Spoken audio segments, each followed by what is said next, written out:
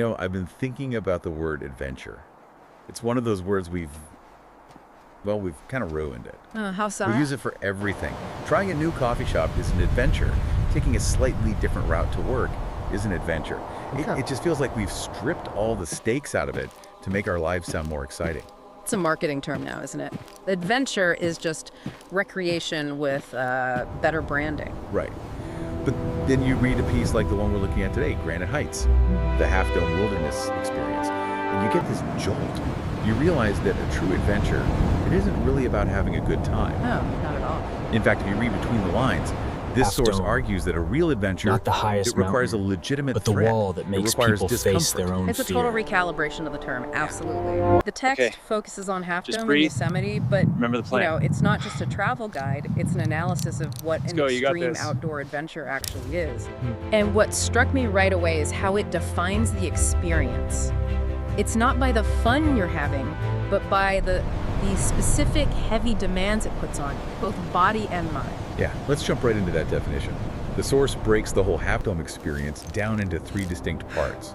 And it's not, hiking, taking pictures, and eating trail mix. It's much sharper than that. It lists them as 1, wilderness camping, 2, mountain climbing, and 3, survival in harsh natural conditions. Which is a very aggressive definition for a visit to a national park. That's what I wanted to ask you about, that third one. Survival in harsh natural conditions. Is the text just being a little dramatic here? I mean, thousands of people go to Yosemite. Is it really survival? I don't think it's melodrama. I think it's being technical. Think about the difference between a day hiker and what this text is describing. Yeah. A hiker is just passing through. Right. If a hiker gets cold, they walk faster or they just go back to their car. But when you combine these 3 things, the camping, the climbing, and the survival, you're removing the exit strategy. You are committing to exist in an environment that is, actively hostile to human life for a sustained period. It's the combination that All right, really team, this changes is it. the game. Right. Because usually these are separate things. You have campers, Ready when they you set up are. the base camp, Focus they up, relax. here we go. And then you have climbers. All right, who Amy, are remember the traverse hyper-focused on section. the athletic part. Copy But that, the text Matthew. is saying Checking you my have to be anchor. both Hands at are the good. Let's same do this. time. And that must create a huge conflict in just basic resources. A massive conflict. Think about the physics of it. Mountain climbing is all about being light. Gravity is your Okay. enemy. You want Let's to be as clear light as overhead. possible Let's to see, get Half-Dome what route. the text calls Here. a steep Steep granite section. wall. Sure. But Exposed wilderness traverse camping, should that be requires manageable. gear, a tent, a sleeping bag, a stove, heavy stuff. So you've got this fundamental friction. To survive the camping part, you need all this heavy gear. But to survive the climbing part, you need to be as light as possible. You're constantly making trade-offs between safety and mobility. Exactly. And that's where the third element, survival, really kicks in. It's not just about, not dying. It's about the mental load of that constant negotiation. Oh, wow. Every ounce you carry is a calorie you have to burn. Every piece of gear you decide to leave behind is a risk you're taking if the weather turns. The text implies this isn't a walk in the park. It's a constant high-stakes calculus problem. That completely reframes it for me. Yeah. It's not just physical work, it's cognitive load. You're basically playing chess against a mountain. A very big, very unforgiving opponent. And speaking of the mountain, Yeah. let's talk about the board this game is played on. The text seems obsessed with the terrain. Steep granite walls. Yeah. Steep granite walls. It says it over and over. And, we all know Yosemite is granite, but why does the source emphasize the material itself so much? Is there a functional difference for the person clinging to it? There's a profound difference. Granite is unique in how it communicates a sense of scale and permanence. Unlike sandstone, which can crumble, or limestone, granite feels eternal. Right. It's smooth, it's incredibly hard, and it's massive.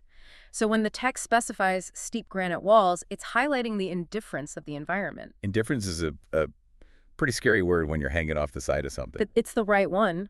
The wall offers you nothing. It doesn't have convenient little steps carved into it. It doesn't care if you fall. And the steepness the text mentions, that dictates the entire engagement. You are entering a vertical world. And we're horizontal creatures. Exactly. We are walkers. We are built for the horizontal plane.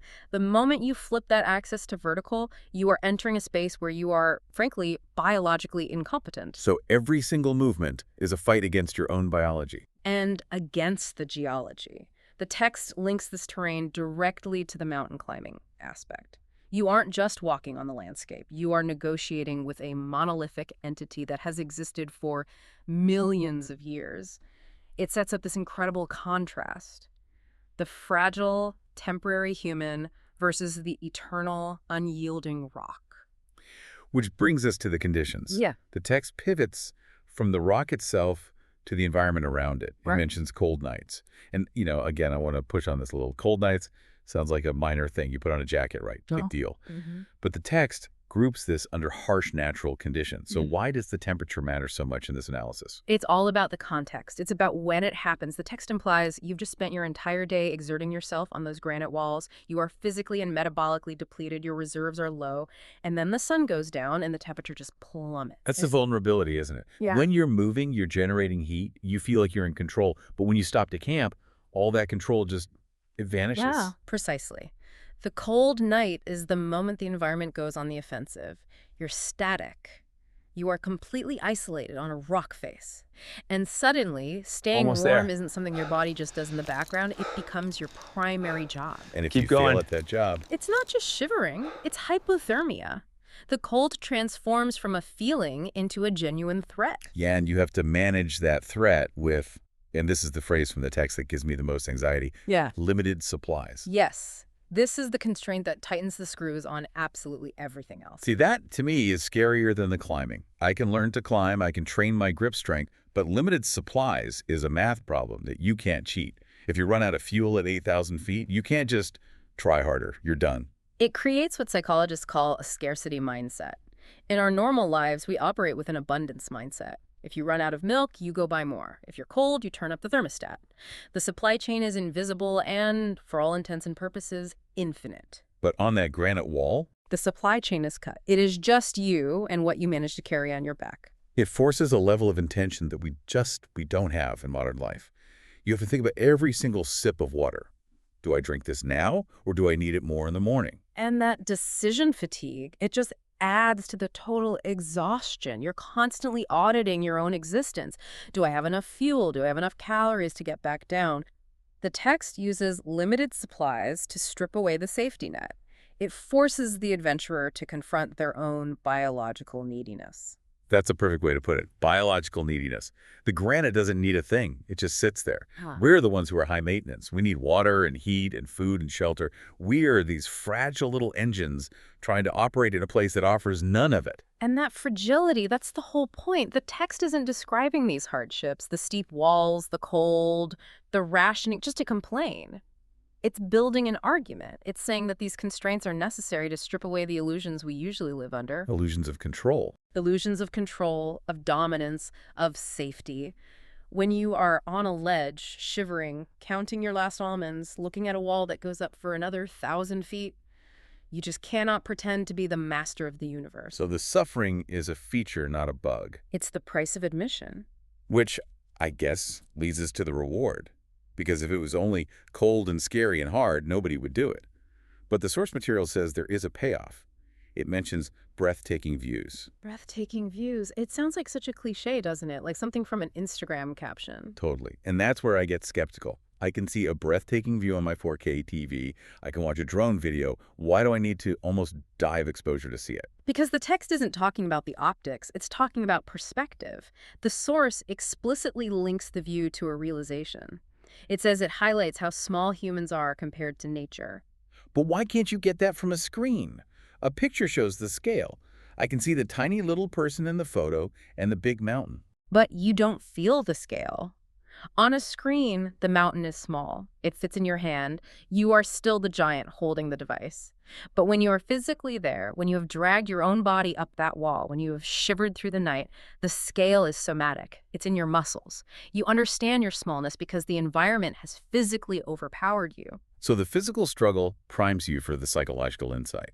You have to be physically humbled before you can be philosophically humbled. Exactly. The view is just the visual confirmation of what your body already knows. You are tiny, you are temporary, and this landscape is impossibly vast and old. The text suggests that this realization, this feeling of your own insignificance, is the actual extreme adventure. Okay, let's dig into that idea of insignificance, because usually we're told that feeling small is a bad thing. We want to feel important, right? We want to be the main character. Why would anyone risk their neck just to feel like a speck of dust? I think this is where the text taps into a really old philosophical concept, the sublime. The sublime. Right. In philosophy, the sublime is different from the beautiful. A flower is beautiful, it's pleasing, it's safe. A hurricane is sublime. A massive mountain range is sublime. It's a kind of beauty that is so large and powerful that it's also terrifying. It threatens to just annihilate you. And we're drawn to that feeling. I think we're starved for it. Think about modern life. We are the center of everything. The algorithms feed us what we like. The climate control is set to what we want. We're constantly being told that our opinions matter, our comfort matters. Frankly, it's exhausting to be that important all the time. That is Yeah. actually a really relieving thought, the burden of significance. Right? When you stand on Half Dome, surrounded by granite that's been there for 80 million years, your deadline at work doesn't matter.